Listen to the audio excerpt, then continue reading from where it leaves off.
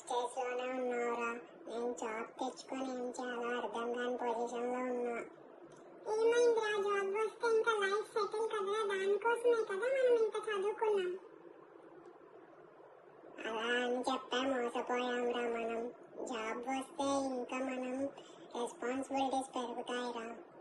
అవునారా, దేనికి ఉండే కష్టాలు దానికి ఉంటాయి. ఇప్పుడు మరి ఏం చేద్దాం అనుకుంటున్నావు?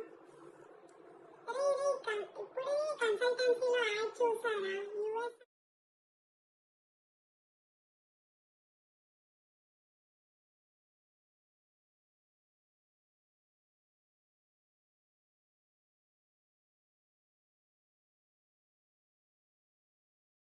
మన ఫ్రెండ్స్ కూడా చాలా మంది అలా వెళ్ళి సెటిల్ అయిన వాళ్ళు ఉన్నారా. నాకు ఇప్పుడు ఒక థాట్ వచ్చింది. ఈ జాబ్స్ ఎలాగో నాకు రావు, అదేదో యుఎస్ పోతే అక్కడ మాస్టర్స్ చేస్తే మంచి ప్యాకేజ్ అయినా వస్తుంది. అవునరా, నువ్వు చెప్తుంటే నాకు ఇప్పుడే అలా అనిపిస్తుంది.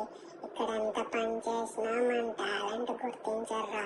మన లైఫ్ అదే శాలరీ మీదనే ఉంటుంది.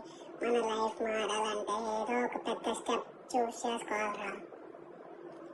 రిస్క్ తీసుకుందామరా అయితే? హారా, ఎలా ఉండే కానీ రిస్క్ తీసుకొని ఏమవుతుందో చూద్దాం. పోదాం పదా కన్సల్టెన్సీకి.